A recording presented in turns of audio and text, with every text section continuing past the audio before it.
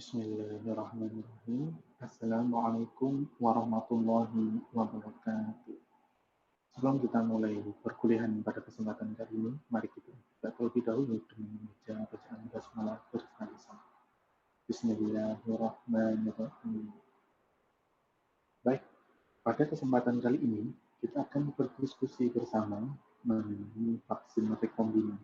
Di sini kita akan menspesifikkan vaksin rekombinan pada vaksin VNN atau viral nervous necrosis. Apa itu? Nanti kita akan diskusikan di dalam perkuliahan pada kesempatan kali ini. Jadi fokus pada perkuliahan kali ini kita akan membicarakan mengenai pemilihan gen, lalu bagaimana mengkloning gen tersebut, lalu pada produksi vaksin rekombinan, dan yang terakhir adalah penyimpanan vaksin tersebut. Sebelum masuk pada materi perkuliahan, kita kembali refresh jiwa kita dengan mengingat Allah dan segala perintah-perintahnya. Berikut merupakan hadis riwayat Muslim nomor 4849 yang artinya adalah sesungguhnya Allah berkata, aku sesuai prasangka hambaku kepadaku. Jika prasangka itu baik, maka kebaikan baginya. Dan apabila prasangka itu buruk, maka keburukan baginya. Di sini saya ingin membagi informasi atau mengingatkan kembali pada teman-teman, baik kepada teman-teman maupun kepada diri saya sendiri, bahwa kita harus senantiasa berprasangka baik kepada keputusan-keputusan, pada takdir-takdir yang Allah berikan kepada kita. Hari ini kita melihat bahwa pandemi COVID-19 belum juga reda, belum juga membaik, grafik terus naik, akan tetapi apapun yang terjadi itu adalah takdir dari Allah bahwa pandemi ini masih kita rasakan. Pandemi ini ada hadir di negeri ini, di luar usaha-usaha yang sudah kita lakukan. Pandemi ini masih ada hingga hari ini karena Allah mengizinkan pandemi itu sampai hari ini harus hinggap di negeri tercinta kita. Banyak orang-orang yang menyerah dengan segala usaha yang telah dilakukan. Banyak orang yang akhirnya tidak memperdulikan pentingnya menjaga protokol kesehatan akibat sudah menyerah dan sudah jenuh dengan apa yang ditakdirkan oleh Allah ini. Nah, kita sebagai orang-orang terpelajar, sebagai orang-orang ilmiah di teknologi, kita harusnya hendaknya meyakini bahwa keputusan Allah ini baik dan wajib kita imani. Keputusan Allah ini wajib kita berikan prasangka yang baik. Allah memberikan bencana, Allah memberikan musibah, itu adalah demi kebaikan kita. Sulit dipercaya, akan tetapi seperti itulah adanya. Dan itu adalah perintah Allah, bahwa ketika kita berprasangka baik kepada Allah, maka Allah juga akan memberikan kebaikan kepada kita. Dan sebaliknya, apabila kita berprasangka buruk kepada Allah, maka keburukan itu yang akan menimpa kita. Allah itu sesuai dengan prasangka hambanya. Sehingga kenapa kita harus repot-repot berprasangka buruk jika keburukan itu akan kembali ke kita? Akan langkah lebih baik jika kita berprasangka baik, apapun yang terjadi, apapun yang ditakdirkan Allah kepada kita, maka akan ada kebaikan yang datang kepada kita. Itu adalah janji Allah. Janji Allah Subhanahu wa Ta'ala, Sang Pencipta kita, yang pastinya akan ditepati. Oleh karena itu, mari saya mengajak diri saya sendiri dan teman-teman untuk senantiasa mengingat Allah Subhanahu wa Ta'ala dan bersyukur atas apapun yang Dia limpahkan kepada kita, baik buruk maupun baik, karena apapun yang diberikan Allah kepada kita itu tidak akan pernah buruk. Pasti semuanya adalah berupa kebaikan. Nah, hal pertama yang ingin saya sharing mengenai pengalaman saya dalam produksi vaksin viral nervous necrosis adalah mengenai virus itu sendiri. Viral nervous necrosis adalah sebuah penyakit yang disebabkan oleh virus. Virusnya sering juga disebut sebagai virus VNN. Virus VNN atau VNN sendiri itu sering juga disebut sebagai VER atau viral encephalopathy retinopathy. Jadi dari namanya di sini si virus itu dia menyerang sistem saraf. Nah, ketika ikan itu terserang virus di bagian mata itu akan terjadi pembengkakan dan di bagian kepala itu juga akan terjadi pembengkakan. Nah, di sini virus itu akan menyerang sistem saraf si ikan, termasuk sistem saraf pusat, yaitu di otak. Nah, ketika kita berbicara sistem saraf yang menyebar ke seluruh tubuh, maka gejalanya dia akan terlihat di mata. Dan di mata akan ada banyak sistem saraf di sana. Nah, ketika virus ini menginfeksi sistem saraf dan bereplikasi di dalamnya, maka virus akan ditransportasikan melalui sinapsis untuk kepada neuron berikutnya. Jadi sinapsis seperti semacam penghubung antara sistem saraf atau sel saraf satu dengan sel saraf yang lain. Ketika virus menyerang pada suatu neuron, dia akan berkembang biak di dalamnya dan akan disalurkan ke neuron-neuron yang lain melalui sinapsis. Nah, VNN sendiri ini mengakibatkan kehancuran yang luar biasa di industri perikanan. Dan umur ikan yang diserang itu mulai dari larva hingga juvenil. Jadi larva itu, kalau kita lihat di TV itu larva itu ulat. Jadi dia itu masih belum berbentuk ikan secara sempurna, masih larva atau benih. Juvenil itu adalah benih yang lebih besar. Jadi kalau di perikanan itu ada istilah-istilah untuk larva itu ukuran yang dia masih kecil, paling kecil. Kalau juvenil yang agak besar, ada fingerling, ada ukuran jari gitu, dan ada yang selanjutnya ukuran-ukuran selanjutnya. Jadi VNN ini dia menyerang mulai dari juvenil, jadi mulai dari bibit kecil, tidak hanya ikan yang besar. Nah, penyakit VNN itu menyebar lebih dari 30 ekor ikan, 30 jenis ekor ikan. Jadi banyak jenis ikan laut terutama itu yang dapat diinfeksi oleh virus ini. Nah, ikan-ikan tersebut, dari 30 jenis ikan tersebut, itu bisa dikelompokkan menjadi 14 famili. Jadi, cukup luas range serangan dari si VNN ini. Pada beberapa kasus, VNN ini dapat menyebabkan kematian hingga 100%. Dan di Indonesia sendiri, kematian 100% ini biasanya menyerang pada ikan grouper atau ikan kerapu, di mana kalau teman-teman tahu, ikan kerapu itu adalah salah satu jenis ikan yang memiliki nilai ekonomi yang sangat tinggi. Ikan kerapu yang saya pernah untuk penelitian waktu itu sekilonya bisa mencapai 450.000. Nah, ikan yang mati itu terutama adalah ikan-ikan yang dia masih berukuran kecil, dia berukuran larva atau juvenil. Tetapi tidak menutup kemungkinan ikan yang besar juga bisa terserang dan mati. Penyebab penyakit VNN sendiri itu diketahui berasal dari virus yang berasal dari golongan beta nodavirus. Beta nodavirus sendiri dia adalah virus yang tidak memiliki envelope, kapsidnya berbentuk icosahedral, diameternya sekitar 25 hingga 30 nanometer. Dengan genomnya sendiri terdiri dari RNA positive sense, dia bipartit, berarti dia terbagi menjadi dua golongan, dua bagian utama RNA gitu ya, dan dia single stranded. RNA-nya single stranded dan terdiri dari dua bagian. Dua bagian RNA ini bisa digolongkan menjadi segmen besar dan segmen yang lebih kecil. Segmen yang besar atau RNA1 itu panjangnya 3100 base. Jadi 3100 basa gitu, karena dia single strand, bukan base pair, atau 3,1 kilobase. Nah, RNA1 ini dia mengkode RNA dependent RNA polymerase. Jadi RNA1 ini mengkode RNA polymerase atau disebut protein A. Bahkan segmen yang lebih kecil atau RNA2 yang panjangnya 1400 base atau 1,4 kilobase itu mengkode code protein. Dari kedua jenis RNA, dari kedua jenis gen ini yang dipilih menjadi kandidat rekombinan target yang akan menjadi vaksin rekombinan adalah RNA2. Mengapa? RNA polimerase adalah enzim. Dia adalah protein fungsional. Dia tidak berupa bentuk struktural. Jadi misal kalau diibaratkan di dalam ruangan ada angin dan ada meja kursi.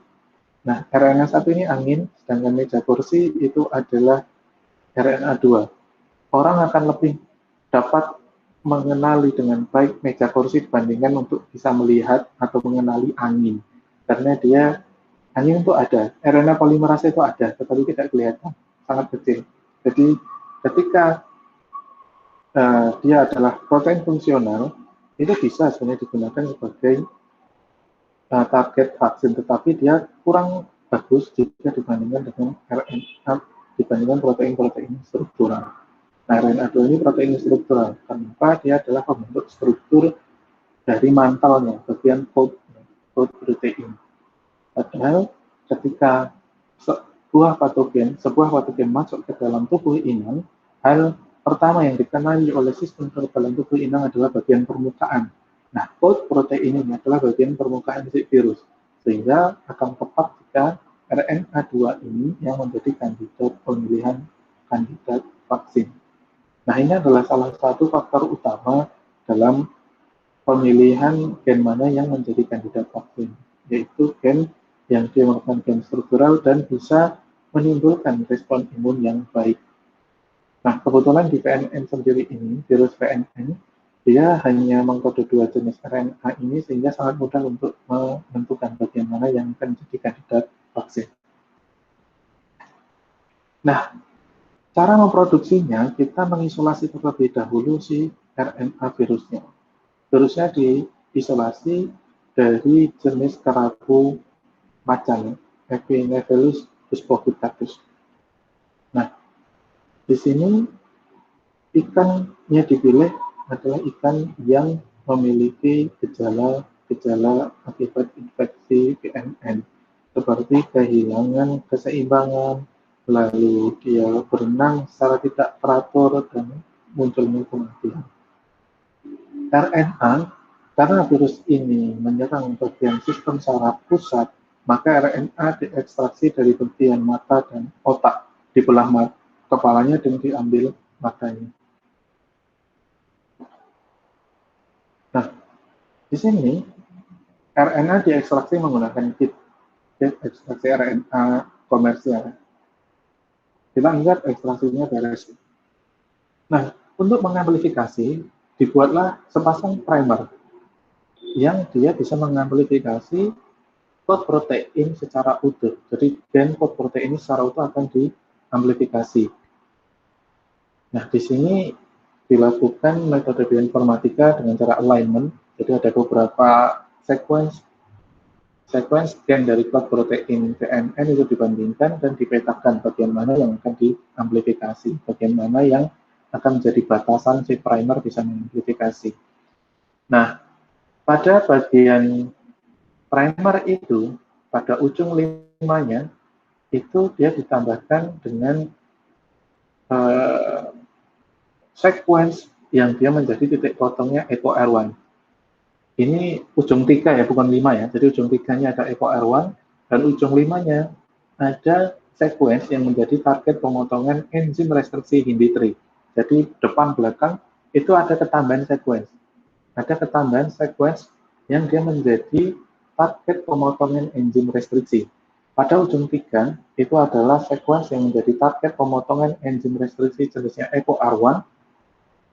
Sedangkan pada ujung 5 itu ditambahkan sequence yang menjadi target pemotongan enzim restriksi HINDI3.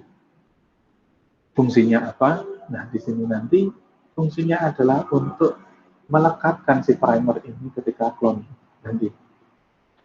Nah, di sini total RNA yang diekstraksi dari ikan tadi itu dijadikan template untuk reaksi reverse transcriptase. Jadi dibalik dulu, RNA dibalik dulu menjadi cDNA. Menjadi cDNA menggunakan random primer, dan bahan kimia yang lain. Nah, ketika sudah menjadi cDNA, itu dia di PCR. Jadi di PCR dengan proses PCR biasa ya, setelah di reverse transcriptase sudah dibuat menjadi cDNA, itu di PCR. Di PCR sehingga bagian sequence yang tadi merupakan target dari enzim restriksi itu teramplifikasi. Jadi dia sequence DNA juga, tapi ditambahkan di ujung 3 dan di ujung 5, di depan dan di belakang. Sehingga apa? Ketika nanti dipotong dengan enzim restriksi, itu tepat pada depan primernya, tepat pada bagian yang merupakan gen utuh dari si RNA2. Nah, ini gambarnya seperti di sebelah kanan ya. Jadi GAATTC ini ada ditambahkan di bagian ujung 3. Sedangkan nanti bagian pengenalan enzim in-vitri itu ada di ujung 5. Fungsinya ini, nanti agar bisa dipotong dan gen penyandi RNA2 tadi utuh, tidak ikut terpotong. Nah, PCR produknya itu dimurnikan, jadi setelah di PCR dimurnikan dengan ekstraksi fenol dan dipotong, diikuti dengan proses digesti atau pemotongan oleh enzim restriksi EcoR1 dan in-vitri untuk mendapatkan potongan DNA yang merupakan gen dari RNA2. Nah, kita mengkonfirmasi potongan tadi dengan elektroforesis. Apakah benar ini si gen tadi berhasil diamplifikasi? Nah, kita tinggal mencocokkan. Tadi ketika kita alignment, kita bisa tahu panjangnya berapa, ditambah dengan primernya berapa. Kita elektroforesis, kita gunakan marker, kita bisa mengetahui apakah benar atau tidak itu adalah gen yang kita inginkan. Nah, ketika kita sudah mendapatkan gen yang kita inginkan, sudah pasti ini gen yang sudah kita dapatkan, fragmen PCR, hasil PCR yang sudah dimurnikan tadi, kemudian direkatkan pada plasmid BSKS2. Jadi, ini kita beli, ini plasmidnya adalah plasmid yang bisa dimasukkan pada bakteri Escherichia coli. Jadi, plasmid ini dia dipotong terlebih dahulu dengan in-vitri dan dengan EcoR1 tadi, agar titik potongnya itu sama persis dengan gen yang akan kita sisipkan. Jadi di sini, produk PCR yang berupa gen tadi, gen target tadi, itu dipotong juga dengan EcoR1 dan in-vitri. Jadi punya ujung-ujung yang nanti komplement dengan PBS-AS2 ini. Nah, gen RNA2 dengan plasmid ini direkatkan dengan T4 DNA ligase pada suhu 16 derajat selama 1 malam. Jadi dicampur, nanti setelah 1 malam kita panen plasmidnya. Nah, plasmid yang sudah direkati oleh gen RNA2 tadi, itu kemudian dia ditransformasi ke dalam Escherichia coli. Jadi dimasukkan ke dalam bakteri DH5-alpha menggunakan metode heat shock atau kecut suhu pada suhu 42 derajat Celcius selama 90 detik, diikuti dengan menginkubasinya di dalam es. Jadi setelah hangat, dia tiba-tiba dingin. Nah, ini memperbesar atau membuat pori-pori dari Escherichia coli ini dia menjadi lentur. Akibatnya si plasmid yang tadi sudah ditambahi dengan gen RNA2 itu dia bisa masuk ke dalam bakteri. Nah, bakteri yang sudah kita perlakukan dengan heat shock tadi kemudian dikultur pada media agar, medianya namanya LB, yang sudah dicampur dengan 50 mg per liter ampicillin. Biasanya di dalam plasmid itu sudah ada gen resisten terhadap ampicillin. Sehingga ketika media ditambah ampicillin, antibiotik ampicillin, bakteri yang hidup, yang bisa tumbuh itu adalah bakteri-bakteri yang membawa plasmid yang tadi dimasukkan. Karena itu juga sebagai selective marker atau untuk menyeleksi bakteri-bakteri mana yang sudah disisipi oleh plasmid yang kita sengaja masukkan tadi. Bakteri yang tumbuh pada media agar tadi, kemudian ditumbuhkan pada media LB, dia LB cair. Awalnya dia padat ya menggunakan agar, yang kedua ini adalah LB cair. Ini juga sama menggunakan tambahan ampicillin dan dikultur pada suhu 37 derajat Celcius selama 1 malam. Nah, sebelum memproduksi dalam jumlah banyak, diverifikasi terlebih dahulu apakah memang benar si bakteri ini membawa plasmid. Nah, ini purifikasinya dengan menggunakan lysis alkali mini preparation method, ini punyanya Sambrook dan Russell 2001. Dan dipotong menggunakan enzim tadi EcoR1 dan Indipri, dan kemudian dielektroforasi. Ketika gen tadi muncul, itu berarti ini plasmid berhasil masuk, seperti itu. Nah, ketika plasmid sudah dipastikan berhasil masuk, maka si bakteri tadi siap untuk diproduksi dalam jumlah yang besar. Jadi ketika awalnya mungkin menggunakan tabung reaksi, kita bisa menggunakan botol-botol yang lebih besar untuk mengkultur cair. Jadi dikultur cair. Nah, pada produksi massalnya, biasanya kita menambahkan namanya IPTG atau isopropyl beta D1 thiogalactopyranosida atau disingkat IPTG atau sering juga disingkat menjadi LED-Y. Nah, ini merupakan reagen biologi molekuler IPTG ini. Bahan ini adalah tiruan dari alolaktosa. Alolaktosa itu adalah metabolit dari laktosa yang dia dapat memicu terjadinya transkripsi pada leg operon. Ini pernah kita pelajari di transkripsi prokariot ya. Ada leg operon di mana dia semacam promotor di bagian depan yang dia dapat menjadi regulator, menjadi pengatur terjadinya transkripsi beberapa jenis protein di belakangnya. Nah, untuk leg operon sendiri ini dia bisa terbuka ketika ada induksi. Nah, yang menginduksi adalah si alolaktosa. Nah, pada kasus kita ini, plasmid tadi dia dimasukkan ke dalam bakteri Escherichia coli ya. Nah, di dalam plasmid sendiri di depannya sudah diberi dengan lactose operon. Akibatnya apa? Ketika ditambahkan dengan IPTG yang merupakan inducer atau pemicu terjadinya transkripsi, maka gen yang di belakangnya leg operon tadi akan ditranskripsi secara terus-menerus dan dalam waktu yang cepat, dalam frekuensi yang singkat ini, terus-menerus.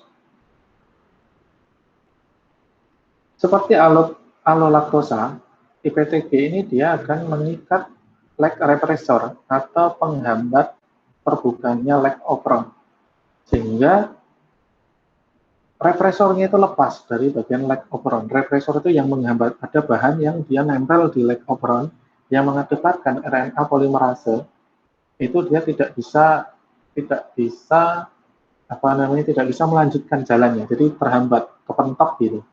Nah, si alolaktosa ini membuat si hambatan tadi atau represor tadi lepas dari ikatannya terhadap bagian operon, sehingga transkripsi dari gen yang ada di belakang leg operon itu bisa terjadi. Nah, bedanya dengan alolaktosa biasa, IPTG ini kan dia tiruan gitu ya. Bedanya dengan alolaktosa biasa, si IPTG ini memiliki atom sulfur di sini. Nah, di sini mengakibatkan si IPTG ini dia tidak bisa didegradasi di dalam sel. Jadi membuat dia awet terus di dalam sel. Akibatnya apa? Ketika leg operon itu diinduksi terus, ketika leg operon itu dipicu terus, maka transkripsi terus-menerus terjadi. Sehingga si bakteri itu mentranskripsikan protein yang ada di belakang operon tadi secara konstan gitu ya, dia secara terus-menerus.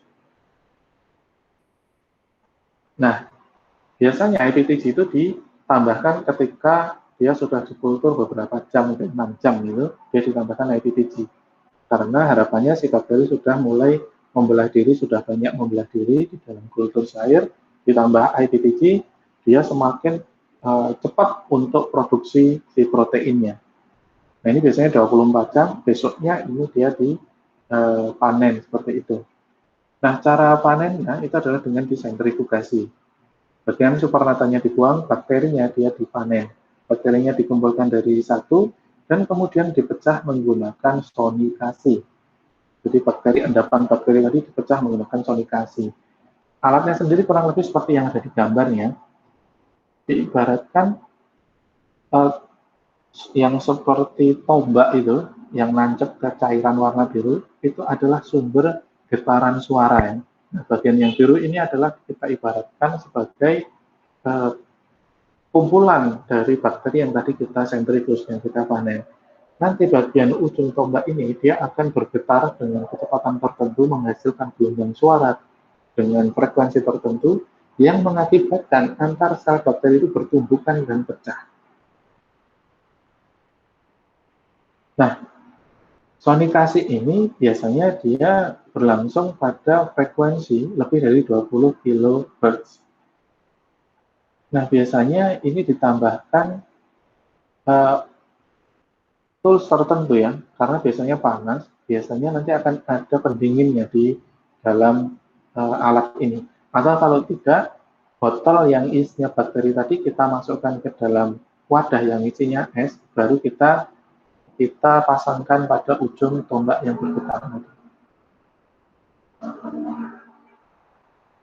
Pada kegiatan laboratorium biasanya proses sonikasi ini itu digunakan untuk membantu pemecahan sel. Biasanya sonikasi ini digunakan untuk memecah membran sel, untuk menghancurkan membran sel yang mengakibatkan isi dari sel tersebut bisa keluar. Nah, proses ini tadi mulai dari memecah dinding sel dan isi selnya keluar, ini disebut sonoporasi. Nah, di sini sonikasi digunakan pada metode pemanenan protein rekombinan. Itu harapannya ketika selnya dipecah gitu ya, itu si protein itu bisa keluar dari sel bakteri. Biasanya sonikasi ini juga digunakan untuk mengisolasi DNA, tambahan mengisolasi DNA pada bagian memecah dinding sel, karena penggunaan lysis buffer itu terkadang beberapa sampel tidak maksimal. Nah, itu perlu dibantu dengan proses fisik. Selain digerus, sonikasi ini juga bisa digunakan. Nah, tadi setelah disonikasi, selnya pecah, proteinnya keluar, lalu setelah itu bagaimana? Kan kalau protein tidak awet ya di suhu tinggi ya, tidak bisa disimpan dengan suhu tinggi. Nah, ada metode namanya freeze drying atau lyophilization. Jadi di sini dia dikeringkan, tetapi bukan dengan panas, tapi dengan dibekukan. Ketika teman-teman membuka freezer itu biasanya ada uap airnya ya. Nah, uap airnya itu disedot terus sehingga isinya itu kering gitu. Jadi freeze drying ini adalah metode menghilangkan air dari sampel yang beku dengan sublimasi dan penyerapan. Jadi awalnya dulu saya juga tidak percaya kenapa yang awalnya itu lembek cairan seperti bubur dia bisa seperti bubuk. Ternyata ada alatnya kurang lebih ada seperti di sebelah kanan, macam-macam sih, macam-macam. Itu di mulut botolnya itu disedot terus ya, tapi dingin dia, suhunya sangat dingin dan dia disedot terus. Nah, hasil akhirnya seperti gambar yang di sebelah bawah. Jadi ampul-ampul seperti itu, botolnya itu biasanya disebut ampul atau vial gitu. Isinya adalah serbuk. Nah, serbuk-serbuk inilah yang merupakan vaksin yang bisa digunakan untuk vaksinasi. Dulu saya menggunakan yang ini. Bahkan ketika kita mungkin pesan primer, pesan beberapa bahan yang dia tidak awet pada suhu tertentu gitu ya, yang dia butuh diawetkan, itu biasanya menggunakan metode freeze drying ini juga. Makanya untuk ketika kita pesan primer gitu, itu di dalamnya hanya ada serbuk-serbuk atau malah hanya bercak yang nempel di dinding. Nah, itu hasil dari lyophilization. Nah, kalau boleh kita rangkum kembali, tadi di awal kita membeli plasmid dan kita mengisolasi RNA, gitu ya. RNA-nya diubah menjadi cDNA, lalu di PCR menggunakan primer yang di ujung 5 dan ujung 3-nya sudah ditambahi dengan sequence yang merupakan target pemotongan enzim restriksi tertentu, yang dalam kasus ini adalah EcoR1 dan HindI3. Nah, ketika diamplifikasi si DNA tadi, muncullah atau kita menghasilkan satu gen yang dia merupakan molekul DNA, gen penyandi RNA2, yaitu growth protein dari CNN. Nah, di sini growth CNN tadi, gen penyandi growth CNN tadi sudah dilengkapi dengan sequence pemotongan enzim restriksi HindI3 dan EcoR1.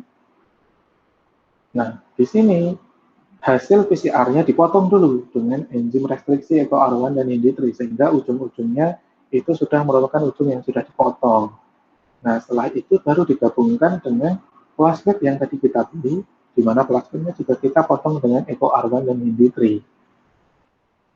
Setelah itu menggunakan metode heat shock dengan ligasi, dengan T4 DNA ligase tadi dengan enzim ligase digabungkan antara gen yang sudah kita potong dengan plasmid yang sudah kita potong. Ketika plasmid itu sudah berhasil disisipi dengan gen yang kita inginkan, baru kita lakukan transformasi atau memasukkan si plasmid yang sudah ada gen yang kita sisipkan tadi ke dalam sel bakteri. Nah, ini namanya transformasi. Baru kita kembang biakkan si bakteri, kita sonikasi. Tadi sebelum dipanen kita tambahkan IPTG ya ketika kultur bakterinya agar transkripsinya dipercepat gitu, diperbanyak dan dipercepat gitu. Baru kita panen, sentrifus, baru kita sonikasi. Hasil sonikasi itu baru di freeze dry. Nah, ini memang yang kita dapatkan adalah protein dasar, bukan protein murni. Tetapi paling tidak protein yang ada di dalam sel bakteri itu bisa keluar dan bisa kita keringkan melalui freeze dry. Dan itu jauh lebih awet, di suhu ruang pun dia awet. Ini gambaran yang lain ya, kalau di sini kulturnya dipadat dulu dan tidak ke kultur cair, tetapi yang kita lakukan tadi adalah di kultur di media padat di baterai seperti ini, koloni yang tumbuh kita kultur di media cair, dan ketika sudah dipastikan itu bakteri yang memiliki plasmid yang kita sisipkan, baru dikultur di wadah yang lebih besar. Kultur cair juga, tetapi wadahnya besar-besar, agar didapatkan protein yang jumlahnya banyak, dan dikultur dengan metode yang seperti kita diskusikan tadi. Ini juga sama, ini dia vaksin rekombinan untuk hepatitis B. Kalau yang kita bicarakan tadi, molekulnya jelas RNA. Karena RNA dia diisolasi, lalu dibuat cDNA dulu, baru di PCR. Nah, primer itu yang disisipi dengan urutan sequence DNA yang merupakan target pemotongan enzim restriksi tadi, itu digunakan untuk mengamplifikasi cDNA, bukan RNA-nya, tapi RNA sudah dibentuk, sudah diubah menjadi cDNA, baru diamplifikasi menggunakan primer tadi. Hasil amplifikasinya yang dipotong menggunakan enzim restriksi baru disisipkan ke dalam plasmid. Setelah tersisipkan dengan baik, plasmidnya dimasukkan ke dalam bakteri dengan metode heat shock atau transformasi tadi ya. Nah, bakterinya dikembangkan, medianya ditambah dengan IPTG, lalu dipanen dengan sentrifugasi, lalu dipecah selnya dengan sonikasi, lalu setelah itu baru kering dingin ya, dengan freeze dry atau lyophilization. Setelah itu kita dapatkan crude extract ya, karena ini ekstrak kasar protein. Ini juga sudah bisa digunakan untuk vaksinasi dalam penelitian saya dulu. Tapi akan jauh lebih baik kalau yang kalau protein rekombinan yang dihasilkan itu dipurifikasi baru digunakan sebagai vaksin. Baik, demikian yang bisa saya sampaikan pada materi kali ini. Apabila ada pertanyaan bisa langsung menghubungi saya atau disampaikan melalui chat forum diskusi yang ada di e-learning. Baik, kita tutup perkuliahan pada kesempatan kali ini dengan membaca bacaan hamdalah bersama-sama. Alhamdulillahirrahmanirrahim. Demikian yang bisa saya sampaikan. Apabila ada salah kata, saya mohon maaf, saya cukupkan. Wassalamualaikum warahmatullahi wabarakatuh.